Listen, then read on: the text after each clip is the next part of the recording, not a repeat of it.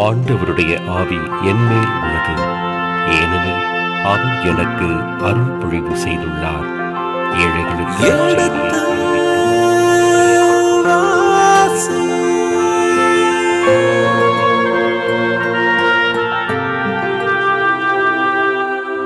எடுத்து வாசி.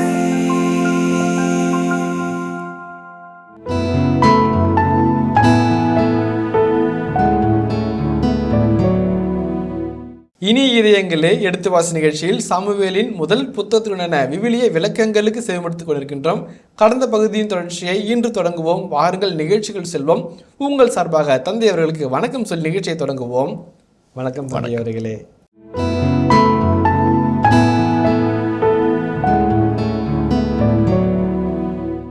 தந்தை அவர்களே, இப்பொழுது நாம் 18ஆம் அதிகாரத்திற்குள் நுழைய இருக்கின்றோம்.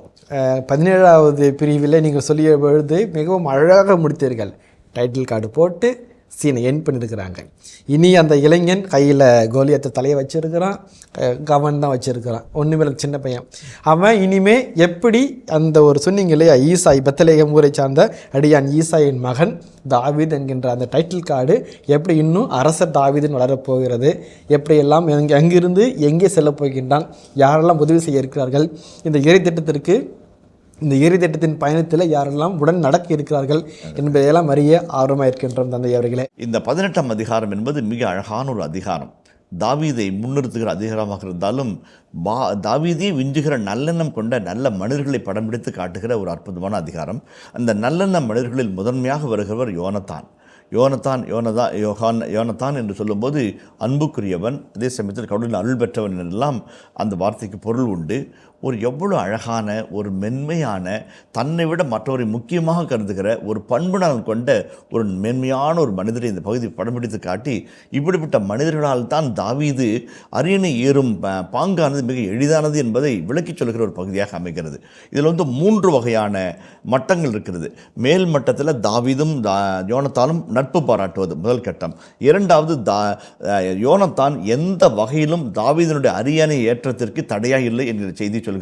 மூன்றாவது, பின்னாளில் தாவீது அரசனாகி வந்த பின்னாட்களின் செய்திகளில் அவனிடமிருந்து இவன் அரசை அகபரித்து கொண்டான் என்ற ஒரு குற்றச்சாட்டை எதிர்மறையாய் எதிர்கொள்வதாக இந்த பகுதி அமைகிறது. அப்போ அப்பொலிஜெட்டிக்காகவும் இருக்குது, அழகான ஒரு டைனமிக் த்ரோன் டைனமிக்ஸாகவும் இருக்குது, அதே சமயத்தில் நட்பு பாராட்டுடைய நல்ல செய்தியாக அமைகிறது. 3 நிலைகளும் இந்த பகுதி நம்மை சேர்ந்து வந்து அடைகிறது.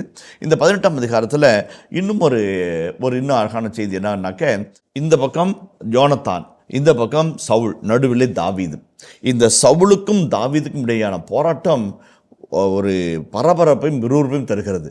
இந்த கார் சேசிங் மூவியில் இருக்கு இல்லைங்களா, இவன் அவனை துரத்த, அவன் இவனை துரத்த, அவன் முந்த என்று போகின்ற ஒரு போட்டியை போல தாவீதும் சவுலும் போராடி கொண்டிருப்பார்கள். துரத்தி சவுல் தாவீதை கொல்ல வழி தேடுவார். தாவீதோ வாய்ப்பு கிடைத்தும் சவுலை கொல்லாமல் விட்டு தன்னுடைய மாண்பை வெளிப்படுத்துவார். இப்படி அந்த பகுதி போய்கொண்டிருக்கும். ஒரு ரணகலமான இடத்திலே ஒரு கிளுகிழுப்பாய் யோனத்தான் வருவார். ஒரு போர்க்களத்தில் புகுத்த புது மலரை போல யோனத்தானுடைய கதாபாத்திரம் மிக அழகாய் அந்த இடத்துல செயல்படுத்தப்படுகிறது. ஒரு அன்பு, நட்பு, பிரமாணிக்கம், உடன்படிக்கையின் உறவு, இவைகள் எல்லாவற்றுக்கும் ஒட்டுமொத்த உணர்வின் கலவியாக யோனத்தான் இருப்பார். தாவீதை இந்த அளவிற்கு நேசிக்கிற ஒரு மனிதர் விவிலியத்தில் யாரும் இருக்க மாட்டார் என்ற நிலையிலே யோனத்தானை விவிலிய ஆசிரியர், இணைச்சட்ட வரலாற்று ஆசிரியர் படம் பிடித்து காட்டி யோனத்தானுடைய மனநிலையை நமக்கு படம் பிடித்து காட்டுகிறார். ரொம்ப அழகான ஒரு கேரக்டர், பியூட்டிஃபுல்லான கேரக்டர். நம்ம சில சமயத்தில் ஆங்கில பழமொழி ஒன்று இருக்கிறது, நண்பர்களை தேடி தேடி நான் சலித்து போனேன், எவனும் ஒரு நல்ல நண்பனாக எனக்கு அமையவில்லை என்று அவன் சொல்கிறான். அந்த கவிதை இப்படியாக முடிகிறது, நான் நல்ல நண்பனாக இருக்கலாமே என்று நினைத்தேன், பல நண்பர்களை நான் பெற்றுக்கொண்டேன் என்று அந்த கவிதை முடிகிறது.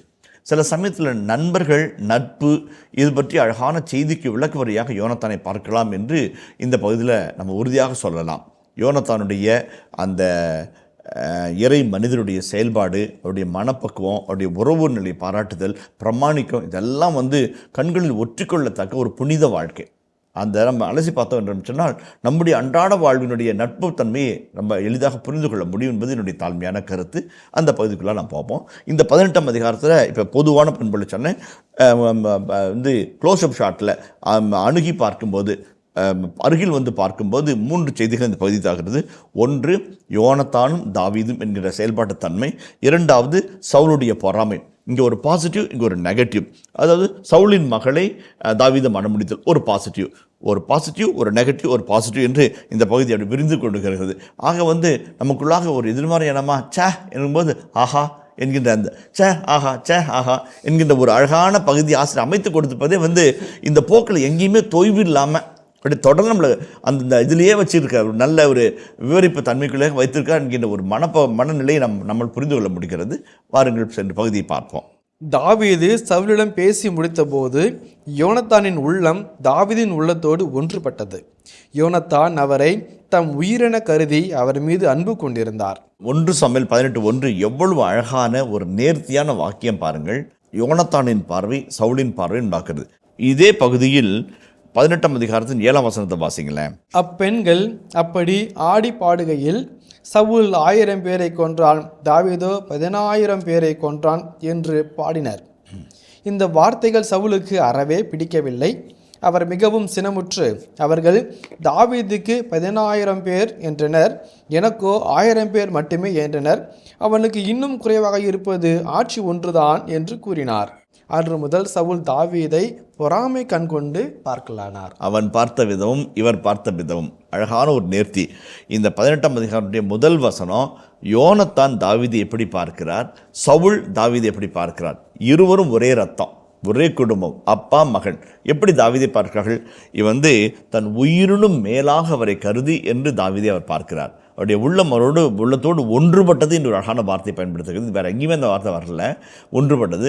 அங்கே அதாவது அன்று முதல் சவுல் தாவீதை பொறாமை கண் கொண்டு பார்க்கலானார். கண்ணுடைய பார்வை ரொம்ப அழகான ஒரு தான் சொல்கிறேன், சே ஆஹா அந்த அனுபவத்தை நமக்குள்ள ஆசை கொண்டு வருகிறார். இப்போ இந்த முதல் வசனத்தை மட்டும் கொஞ்சம் விளக்கி சொல்வோம்.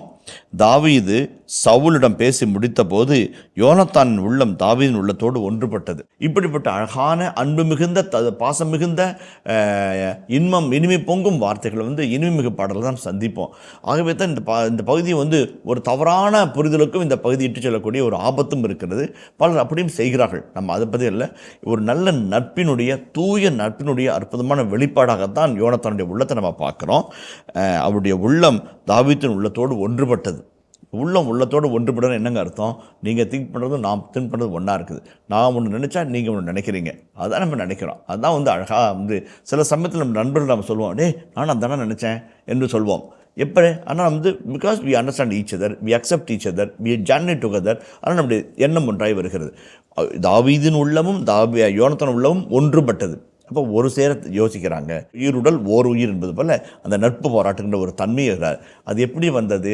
தாவீது போய் யோனத்தான்கிட்ட பழகி பேசி உறவாடி உண்டு குடித்து தன்னை வெளிப்படுத்தி அல்ல, பார்த்த உடனே புரிந்து கொள்கிறார், இவர் நல்ல மனிதர், இறைவனோடு இருக்கிறவர், இறைவன் இவரோடு இருக்கிறார், அதன்படி இந்த நாட்டுக்கு நன்மை கிடைக்கும். அந்த பார்த்தோன்னே புரிஞ்சுக்கிறான் இல்லைங்களா? அதுதான் ஒரு கலைஞனின் பார்வை. கலைஞனின் பார்வையில் ஒரு கல்லாக தெரியாது, சிலையாக தெரியும். லியோனார்டோ வின்சி ஒரு நண்பர் வீட்டுக்கு போனார்.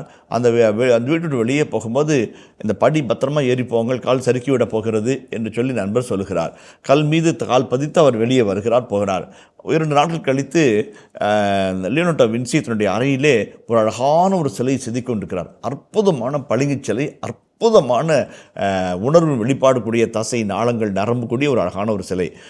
நண்பர் பார்த்துவிட்டு வியந்து போகிறார், என்ன அற்புதமான ஒரு பளிங்கு சிலை இருக்கிறது, எங்கேருந்து இந்த கல்லை கொண்டு வந்தீர்கள்னா, இந்த கால் சறுக்கிவிட போகிறது பார்த்து போன்னு சொன்னீங்க, அந்த கல் தான் இது என்றாராம். அவருக்கு சறுக்கலான கல், அது இவருக்கு சிலையான கல். அதுதான் பார்க்கும் விதம். யோனத்தான் அவரை ஒரு அழகான ஒரு பளிங்கு சிலையாய் பார்த்தார். அவர் சறுக்கும் படி கட்டாய சவுல் பார்க்கிறார். அதுதான் உள்ளம் ஒன்றுபட்டது. யோனத்தான் அவரை தம் உயிரென கருதி அவர் மீது அன்பு கொண்டிருந்தார். அந்த எபிரேய வார்த்தை அஹாவ் என்கிற ஒரு எபிரேய வார்த்தை. ஒஹேவ் என்று சொன்னால் லவ்விங் என்று சொல்வார்கள். அஹாவ் என்று சொன்னால் அன்பு பாராட்டல். இந்த அன்பு பாராட்டல் என்பது எந்த இடத்துல இஸ்ராயேலுக்குள் உன் கடவுளாகி ஆண்டவர் ஒருவரே ஆண்டவர், அவரை உன் முழு உள்ளத்தோடும் முழு ஆன்மாவோடும் முழு வலிமையோடும் அன்பு செய்வாயாக. அதே இடத்துல இதே வார்த்தை இருக்குது. அகாப் இந்த வார்த்தை தான் பயன்படுத்துகிறாங்க. எதுக்கு சொல்கிறேன் அப்படின்னாக்க, இவருடைய அன்பு தெய்வீகமான அன்பு. இன்றைக்கு ஒரு சாரார் தங்களுடைய குறுகிய எண்ணங்களை இந்த வார்த்தைக்குள்ளாக புகுத்தி யூசேஜஸ் என்று சொல்வார்கள். தங்கள் கருத்தை இந்த இறைவார்த்தை புகுத்து திரித்தும் பேசுகிறார்கள். அப்படிப்பட்ட ஒரு வார்த்தை அது தெய்வீக வார்த்தை. உன் கடவுளாக அன்பு செய்வாக என்பதும் அந்த வார்த்தை தான். இதே அந்த அகாப் என்ற வார்த்தை இங்கேயும் பயன்படுத்துகிறார்கள். அந்த அன்பின் தூய்மையற்ற, கலப்படமற்ற, மாசற்ற ஒரு அன்பை இது சுட்டி காட்டுவதாக நான் நினைக்கிறேன். அந்த வகையில் பார்க்கின்ற போது அவர் மீது அன்பு கொண்டிருந்தார். இப்போ யோனத்தான் எப்படி சவுல் மீது அன்பு கொண்டது என்பதை பற்றி சொன்னார். அடுத்த வசனத்தை வாசிப்போமே. அன்று சவுல் தாவீதை தம்முடன் அழைத்துச் சென்றார். அவருடைய தந்தை வீட்டுக்கு திரும்பி போக இசைவு அளிக்கவில்லை. பின்பு யோனத்தான் தாவீதுடன் உடன்படிக்கை செய்து கொண்டார்.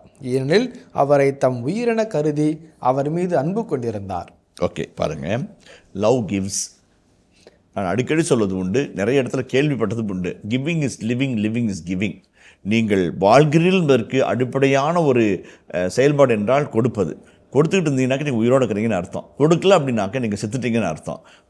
உண்மையாக கொடுக்கிறவன் மட்டுமே வாழ்கிறான், மற்றவர்கள் எல்லாம் வாழ்ந்தும் வாழாமல் இருக்கிறார்கள் என்பதுதான் இந்த அழகான பகுதி. தாவீதை தன் உயிரினும் மேலாக கருதி அவர் மீது அன்பு கொண்டிருந்தார். என்ன செய்கிறாரு? தன் அங்கி, தன் வாள், தன்னுடைய அம்பு, தன்னுடைய ஈட்டி எல்லாவற்றையும் கொடுக்கிறார். அழகான ஒரு காட்சியை வாசிப்போம். யோனத்தான் தாம் அணிந்திருந்த மேலங்கியை கழற்றி தாவீதுக்கு கொடுத்தார். அத்துடன் தம் அங்கி, வாள், வில், கச்சை ஆகியவற்றையும் கொடுத்தார். இது எந்த காட்சியை நினைவுபடுத்துகிறது? சவுல் தன்னோட தலைச்சீராவையும் மார்பக வசதியும் போர்வாளையும் கொடுத்து நீ அணிந்துகொள் என்று சொல்லும்போது நம்ம என்ன சொன்னோம்? எல்லாவற்றையும் தாரை வார்த்து கொடுக்கிறார். அரச கட்டிலே அவருக்கு வாரி கொடுக்கிறார். அவர் வேண்டாம் என்கிற ஒரு அழகான ஒரு இரண்டாம் கட்ட செய்தி அங்கே போய்கொண்டிருக்கிறது. இந்த இடத்திலே அப்பாவை போல மகனும் கொடுக்கிறார். ஏனென்றால் இது கடவுளின் சக்தி. இந்த சக்தி யாரும் நிறுத்த முடியாது என்பதை கண்டுகொண்ட அவர் தன் அங்கியை, தன்னுடைய கச்சையை, தன்னுடைய வில்லை, தன்னுடைய அம்பை, தன்னுடைய வாளை கொடுக்கிறார்.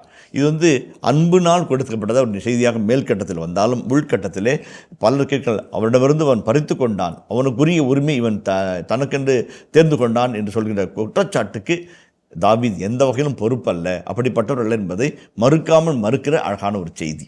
அதான் ஒரு செய்தி. இரண்டாம் பகுதியில் பார்க்குறோம். நான் சொன்னேன் living is giving, giving is living என்று நான் சொன்னேன்.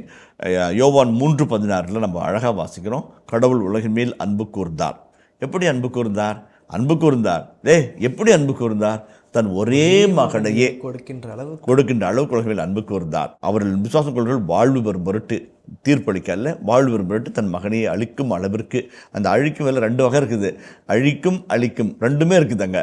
அவர் சிலுவையில் அரைஞ்சு கொள்கிற வரைக்கும் விட்டார், அவர் தானமாக கொடுக்குற வரைக்கும் கொடுத்தார் என்றெல்லாம் நம்ம விளக்க சொல்லிக்கலாம். அழிக்க வழக்கு அன்பு கொடுத்தார். அன்பு என்பது கொடுப்பதில் தான் புரியப்படுகிறது. அன்பினுடைய பொருள் விளக்கம் என்பது கொடுத்தல். அதான் நான் பல இடங்களில் சொல்லியிருக்கிறேன். இந்த இடத்துல இதே அரங்கத்தில் பல முறை சொல்லியிருக்கிறேன். You may give without loving, but you cannot love without giving என்று நான் திரும்ப திரும்ப சொன்னேன். அன்னை மரியாள், அதே போல் அன்னை தெரேசா இவர்களெல்லாம் கொடுத்து வாழ்வின் பொருளை, அன்பை நிரூபித்தவர்கள். கொடுப்பதில் தான் வாழ்வு இருக்கிறது, அன்பு இருக்கிறது என்பதை நிரூபித்து காட்டியவர்கள். கொடுக்கும்போது தான் நாம் வாழ்கிறோம். வாழ்வதன் அர்த்தமே கொடுப்பது தான். எதையாவது யாருக்காவது கொடுத்து கொண்டே இருக்க வேண்டும். அதுதான் வாழ்வினுடைய உண்மை நிலை. இந்த யோனத்தான் அன்பு கொண்ட தாவீதுக்கு இதை அது என்று கொடுக்கவில்லை. தன்னிடம் இருக்கிறது சிறந்ததை கொடுத்தார். தன் அங்கியை கொடுத்தார், கச்சையை கொடுத்தார், வில்லை கொடுத்தார், வாளை கொடுத்தார். தன்னிடம் இருக்கின்ற அத்தனையும் அடையாளமை அவர் கொடுத்து தன் அன்பை வெளிப்படுத்துகிறார். ரொம்ப ரொம்ப முக்கியம். சில சமயத்தில் ஒரு வாக்கியம் ஒன்று படித்தேன். பலரை நாம் பிச்சைக்காரர்கள் நடத்துவோம். ஏனென்றால் கேட்கட்டுமே கொடுக்கலாம் அப்படின்னு நினைப்போம். கேட்டால் கொடுக்காம போயிடுவோம். கேட்கட்டுமே, கேட்டால் கொடுக்கலாம். அது சொந்த அண்ணன் தம்பியாக இருந்தாலும் கூட நாம் கேட்டு கொடுத்தால் அது பிச்சை, கேட்காமல் கொடுத்தால் தர்மம். நாம் தர்மகர்த்தர்களாக நடக்க விரும்புவதில்லை கிடையாது. பிச்சைக்காரர்களை போல் நடத்தப்பட விரும்புகிறோம், நடத்த விரும்புகிறோம். அதுதான் உண்மை. கேட்காமல் கொடுக்கிற ஒரு அந்த பண்பு என்பது தெய்வீக பண்பு. அந்த பண்பிற்குள்ளாக வரத்தான் யோனத்தான் அழைக்கிறார். அந்த வகையில் பார்க்கின்ற பொழுது தாவீது சவுல் தம்மை அனுப்பிய இடமெல்லாம் சென்று வெற்றியை கொண்டிருந்தார். இது இந்த இடத்துல தாவீது எப்படி யோனத்தானை நேசித்தார் என்று இந்த பகுதியில் சொல்லப்படவே இல்லை. யோனத்தான் தாவீது எப்படியெல்லாம் நேசித்தார், எப்படியெல்லாம் அன்பு செய்தார், எதையெல்லாம் கொடுத்தார் என்று சொல்லிவிட்டு ஆசிரியர் அப்படி அடுத்த காட்சிக்குள்ளாக வருகிறார். எங்கெங்கெல்லாம் அனுப்புகிறாரோ, எந்தெந்த இடத்துக்கெல்லாம் தாவீதை சவுல் அனுப்புகிறாரோ அங்கெல்லாம் வெற்றியை கொண்டதார். ரொம்ப அழகானது. இன்டெஃபினட் ப்ரொனவுன் என்று சொல்வார்கள். Whatever, wherever, whenever whichever என்பதெல்லாம் இன்டெஃபினைட் ப்ரொனவுன் என்று சொல்வார்கள். அதுக்கு வந்து இதுதான் சொல்ல முடியாது. எங்கெங்கெல்லாம் அனுப்புனாரோ, என்னவெல்லாம் சொன்னாரோ, யாரெல்லாம் பார்த்தாங்களோ, அது இன்டெஃபினைட் ப்ரொனவுன் என்று ஆங்கிலத்தில் சொல்வார்கள். அந்த இன்டெஃபினைட் ப்ரொனவுன் உருவாகி அழகா கால் மிதிக்கும் தேசமெல்லாம் வெற்றியின் வசப்படும் இடமாக மாறுகிறது. எந்த பக்கம் போனாலும் ஒரு வெற்றி தான். ரொம்ப அழகான ஒரு வாக்கியம். தாவீது சவுல் தம்மை அனுப்பிய இடமெல்லாம் சென்று வெற்றியை கொணர்ந்தார். அதே போல் கீழே கொள்வாங்களே 14ஆம் வசனத்தை வாசிங்களேன். ஆண்டவர் தாவீதுடன் இருந்ததால் அவர் செய்த யாவற்றிலும் வெற்றி கண்டார். அவர் பெரும் வெற்றிகளை குவிப்பதை கண்டபோது சவுல் அவருக்கு இன்னும் அஞ்சினார். ஆனால் இஸ்ரேலரும் யூத மக்கள் அனைவரும் தாவீதின் மீது அன்பு செலுத்தினர், ஏனெனில் அவரே அவர்களை முன்னின்று நடத்தி சென்றார். பியூட்டிஃபுல்லான வாக்கியம். தாவீதினுடைய அந்த எபிரேய மொழியில் கவோத் என்கிற ஒரு வார்த்தை இருக்கிறது. கபோத் அல்லது கவோத் என்று சொல்வார்கள். அதனுடைய அர்த்தம் என்னவென்றால் இன்க்ரீசிங் இன் ஸ்ட்ரென்த், இன்க்ரீசிங் இன் பவர், இன்க்ரீசிங் இன் ப்ராஸ்பரிட்டி என்ற அழகான வார்த்தை இருக்கிறது. அதை கவோத் என்று வார்த்தை பயன்படுத்துவார்கள். அல்லது ஷக்கால் என்ற வார்த்தை இருக்கிறது. ஷக்கால் என்ற வார்த்தை மிக அழகான வார்த்தை. அந்த வார்த்தையை இணைச்சட்டநூல் 29:8 வாசிங்களேன். அவர்களது நாட்டை பிடித்து உருவானியருக்கும் காத்தியருக்கும் மனாசேயின் பாதி குலத்தாருக்கும் உரிமை சொத்தாக கொடுத்தோம். எனவே இந்த உடன்படிக்கையின் வார்த்தைகளை கடைபிடிப்பதில் கருத்தாயிருங்கள். அப்போது நீங்கள் மேற்கொள்ளும் அனைத்து செயல்களிலும் நீங்கள் நிறைவு பெறுவீர்கள். இணைச்சட்டநூல் 29:8 சொல்லுகிறது போல, ஆண்டவர் உடன்படிக்கை கடைபிடித்தால் நாம் செழிப்போம் சிறப்போம். நம்முடைய செழிப்பு, சிறப்பு, ஆசீர், கடவுளுடைய தகவமைப்பு எல்லாமே எதில் வருகிறது? அவனுடைய உடன்படிக்கையை கண்டுபிடிப்பதால். தாவீதுக்கு சென்ற இடமெல்லாம் வெற்றி, அவர் போன இடமெல்லாம் செல்வாக்கு. எப்படி? ஆண்டவரோடு இருந்ததால். அந்த 14ஆம் வசனம் ரொம்ப அழகாக சொல்லுது. ஆண்டவர் தாவீதுடன் இருந்ததால் அவர் செய்த அனைத்திலும் வெற்றி கண்டார். இணைச்சட்ட வரலாற்று நூலாசிரியர் மிக அழகான ஒரு செய்தி சொல்கிறாரு. நீ கடவுளோடு இருந்தால் வெற்றி பெறுவாய், ஆசி பெறுவாய். ரொம்ப அழகான வார்த்தை. இது வந்து தாவீதின் மூலமாக சொல்லப்பட்ட வார்த்தையாக இருந்தாலும் அடிமைத்தனத்தில் உழல்கின்ற இஸ்ரேல் மக்களுக்கு சொல்லப்படுகிற அருமையான வாக்குறுதி. இது முதல் காரியம். இரண்டாவதாக பார்க்கின்ற பொழுது தொடக்க நூல் 41:38 40 வார்த்தைகளை பார்ப்போமே. தொடக்க நூல் 41:38 40 வரையில் வார்த்தைகள். பார்வோன் தன் அலுவலர்களை நோக்கி, இறையாவி பெற்றுள்ள இவரை போல் வேறெவரையும் காண முடியுமோ என்றான். பின்பு பார்வோன் யோசேப்பை நோக்கி, இவற்றையெல்லாம் கடவுள் ஒருவருக்கே அறிவித்துள்ளார். உம்மை விட மதிநுட்பம் ஞானமும் தெரித்தவர் யாருமிலர். எனவே நீரே என் அரண்மனையின் பொறுப்பை ஏற்பீர். உம் வார்த்தைக்கு என் மக்கள் எல்லோரும் அடிபணியட்டும். அரியணையில் மட்டும் நான் உமக்கு மேற்பட்டவனாய் இருப்பேன் என்றான்.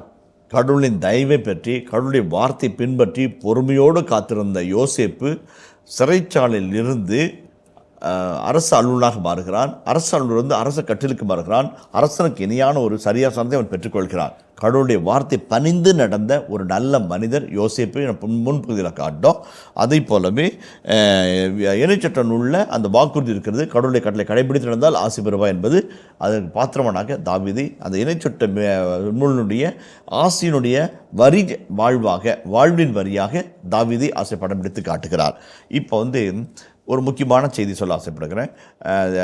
18ஆம் அதிகாரம் 1 முதல் 5 வரையில் இறைவார்த்தையில் பார்த்தோம். இப்போ ஒரு கேள்வி. யோனத்தான் தாவீதை நேசிக்கிறார், தன் உயிரின கருதி அவன் மீது அன்பு கொண்டிருக்கிறார். அதே பகுதியில் கீழ்ப்பகுதியில் வரும்போது சவுல் தாவீதின் மீது பொறாமை கண் கொண்டு பார்க்கலான்னு பார்த்தோம். அதை நான் பிற்பாடு பார்க்க போகிறோம். அதுக்கு முன்னாடி an whose control David is, ரொம்ப முக்கியமான கருத்து.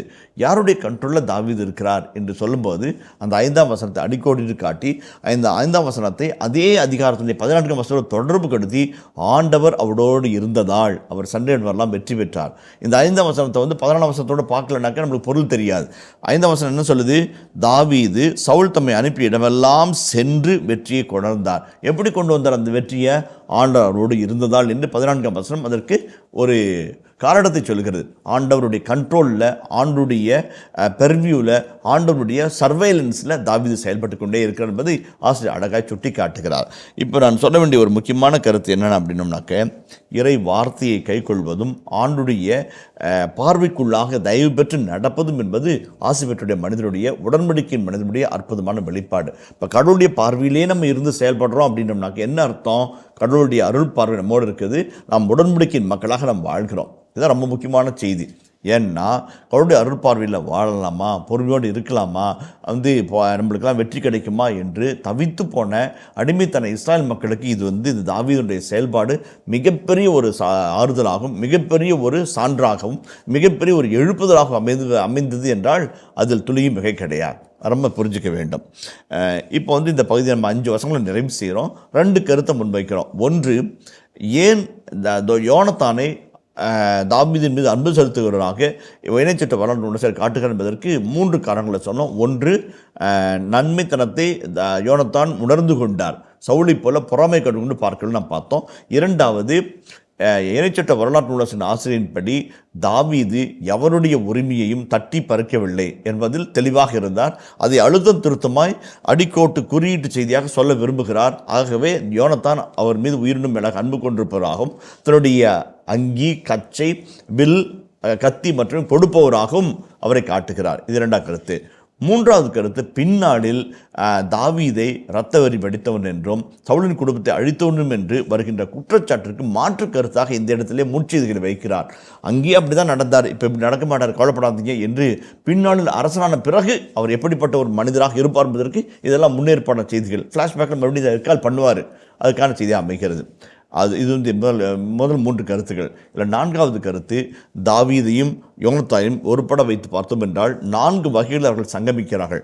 முதலாவது, இருவரும் அரச குடும்பத்தை சார்ந்தவர்கள். இவர் மருமக, இது மச்சான் இல்லைங்களா.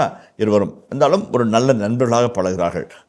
தாவீது கோலியாத்தை கொண்டதன் வழியாய் சவுலின் குடும்பத்திற்குள்ளாக நுழைகிறார். முதலாவது. 2வது, சென்ற இடமெல்லாம் வெற்றி கொண்டதனால் சவுலின் நம்பிக்கைக்குரியவராக மாறுகிறார். அவருடைய அரசவை அலுவலர்கள் அனைவரும் அவரை மதிக்கிறார்கள், நேசிக்கிறார்கள், அவரை விரும்புகிறார்கள். தாவீதை போலவே அவர் கரேஜியஸாகவும் கேப்பபிளாகவும் இருக்கிறார். 3வது, தாவீதை போலவே இறை மீது நம்பிக்கை கொண்டவராக இருக்கிறார். அந்த 14ஆம் அதிகாரத்தில் அவருடைய அந்த நம்பிக்கையை பற்றி அழகான செய்தி நம்ம கண்டோம். எப்படி கடவுளை நம்பி 20 பேரை வச்சு ஒரு பெரிய கழகத்தை உருவாக்கி வெற்றி தனதாய் மாற்றிக்கொண்டதை நம்ம பார்த்தோம். அதே போலவே அவருடைய செயல்பாடும் இறைவனுடைய திட்டத்தை உள்ளடக்கிய செயல்பாடாக இருந்தது. சவுல் காண முடியாததை யோனத்தான் கண்டுகொண்டார். சவுல் பொறாமை கண்டுகொண்டு பார்த்தார். யோனத்தான் இறைவன் அவர் எப்படி பார்த்தாரோ அதே போல் பார்த்தார். என் இதயத்துக்கு இனிவன் இவனே என்று சொல்லி கடவுள் அவரை உற்று பார்க்கும்போது யோனத்தானும் அதே பார்வையோடு பார்க்கிறார். என் இதயம் அவரோடு ஒன்றுபட்டது, தன் உயிரினும் மேலான இவன் என்று சொல்லி யோனத்தான் நண்பர்களும் போல கடவுளுடைய மனதை தன்னுள்ள மனநிலையை மாற்றிக்கொள்கிறார். கடவுளுடைய திட்டத்திற்கு தன்னை தயாரித்துக் கொள்கிறார் என்பதை ஆசிரியர் சொல்லாமல் சொல்கிறார். இந்த 4-5 காரணங்களுக்காக தாவீதும் யோனத்தானும் இணைந்து போகிறார்கள், இயைந்து போகிறார்கள். இணைச்சட்ட வரலாற்று நூலாசிரிய அந்த வர்ணனை பகுதிகளிலே இருவரும் இணைந்து இருக்கிற ஒரு மாட்டு வண்டியினுடைய 2 எருதுகளாக இந்த இடத்திலே காண்கிறார்கள். இதுக்கப்புறம் என்ன ஆகும் என்பதுதான் தொடர்ந்து வருகிற செய்தியாக இருக்கிறது. தந்தை அவர்களே, இப்பொழுது நாம் இந்த அதிகாரத்தினுடைய முதல் பகுதியை நிறைவு செய்திருக்கின்றோம். இந்த நிறைவு பகுதியில் மேலும் சில கருத்துக்களும் வாழ்வியல் பாடங்களும் என்னவாக இருக்கின்றன என்பதை அறிந்து கொள்ள ஆர்வமாக இருக்கின்ற தந்தை அவர்களே. நன்றி. இந்த 1 சாமுவேல் 18ஆம் அதிகாரம் 1 முதல் 5 வரல பகுதிகள் ஒரு சின்ன பகுதி தான், 5 வசனங்கள். ஆனால் இந்த சைக்காலஜிக்கல் பெர்ஸ்பெக்டிவ், ஒரு மனோவியல் முறையில் நம்ம இந்த பகுதி பார்த்தோம்னாக்க நிறைய அழகான கருத்துக்கள் இருக்கிறத நான் உணர்கிறேன். நம்ம ஒரு சின்ன சின்ன கருத்துக்களை சொல்லி நம்ம இதை நிறைவு செய்வோம். முதலாவது, ஆடு மேய்க்கும் சிறுவன் அரச குடும்பத்தோடு இணைக்கிறான். ஒரு சின்ன ஒரு ஆடு மேய்க்கும் சிறுவன் அரசதுக்கு போகிறான். அப்போ அங்கே போகிற அந்த இடம் எவ்வளோ ரொம்ப அழகானது. இப்போ எங்கேருந்து எங்கே வந்துக்கிற அப்படின்னு யோசிச்சு பார்த்தோம்னாக்க அது மகத்தான மாபெரிய சாதனை. ஒரு ஆடு மேய்க்கப்பட்ட மறக்கப்பட்ட மனிதன் அரச குடும்பத்தோடு உறவு கொள்ளவும் அரசனுடைய மருமகனாக மாற அழைப்பு விடுக்கப்படுகிறது. இந்த மாற்றம் அதாவது விவேகானந்தர் சொல்லும்போது ஒரு வார்த்தை சொல்லுவார், படித்துறையின் கல்லும் பதுமையாகிற கல்லும் பரமனாகின்ற கல்லும் ஒன்றுதான், ஆனால் தோற்றத்தில் இருக்கிற மாற்றம் பெரிது. அந்த மாற்றத்தை வெளியிலேருந்து மாற்றலாம், அகத்திலேருந்து மாற்றலாம். அந்த மாற்றம் எவ்வளோ சீக்கிரம் வருதோ, அந்த மாற்றத்துக்கு எவ்வளோ சீக்கிரம் நம்மளை அனுமதிக்கிறோமோ வெற்றி கிடைக்கும். அதுதான் வாழ்க்கையுடைய தாரக மந்திரம். தோற்றத்தில் அனைவரும் ஒன்று தான், ஆனால் நமக்குள்ளாக வருகிற மாற்றத்தை, வெற்றியின் மாற்றங்களுக்காக நம்ம தயாரித்தோம் என்றால் வெற்றி நம்ம வயப்படும். அதான் வானமும் தொட்டுவிடும் தூரம் தான். எப்போ நம்ம அந்த முயற்சியும் மாற்றத்துக்கும் தயாராக இருக்கணும் போது. தாவீது தயாராக இருந்தார். ஒத்த கவன்களில் வச்சு அரச குடும்பத்தில் புதர்றார். அதுதான் வந்து அவருடைய மகத்துவமான பண்பு. ஆசிரியர் சொல்லும்போது அவ்வளோ அழகாக சொல்லிட்டு போகிறார். ஒவ்வொரு இடத்துலையும் சொல்வார், கடவுள் அவரோடு இருந்தார், கடவுள் அவரோடு இருந்தார் அப்படிம்பார். உங்களுடைய தனிப்பட்ட முயற்சியும் இறை நம்பிக்கை இணைந்து போகும்போது வெற்றியின் பாதைகளில் முனைந்து போவீர்கள் என்பதற்கு தாவீது ஒரு அழகான காட்சியாக, ஒரு சாட்சியாக இந்த இடத்துல காட்சி தருகிறார். முதலாவது. ரெண்டாவது வந்து யோனத்தானும் தாவீதும் என்கின்ற அந்த இரண்டு நபர்களுடைய மனநிலைகளும் ஒத்துப்போகிற நட்புணர்வும் நம்மளுக்கு ஒரு பெரிய பாடமாக இருக்கும். இனிய இதயங்களே, எடுத்து வாசி நிகழ்ச்சியில் சாமுவேலின் முதல் புத்தகத்துடனான விவிலிய இறை வசனங்களுக்கு செவிமடுத்துக் கொண்டிருக்கின்றோம். இதன் தொடர்ச்சியை மீண்டும் அடுத்த பகுதியில் பார்ப்போம். அதுவரை இணைந்திருங்கள். இயேசுவுக்கே புகழ், இயேசுவுக்கே நன்றி, மரியே வாழ்க. ஐடியா எல்லாத்தையும் இருக்குது, அதை எக்ஸிக்யூட் பண்ணுமே. அந்த செயல்திறன், செயலூக்கம், செயல் வினைன்னு வள்ளுவர் அழகாக சொல்லுவார். அந்த செயல்திறன் தாவீதுக்கு இருந்துச்சு. இந்த ரெண்டு வெற்றி நாயகர்கள் ஒன்றாக இணைஞ்சி அழகான ஒரு அற்புதமான நட்பு பாடத்தை நமக்கு நடத்தி கொடுக்குறாங்க.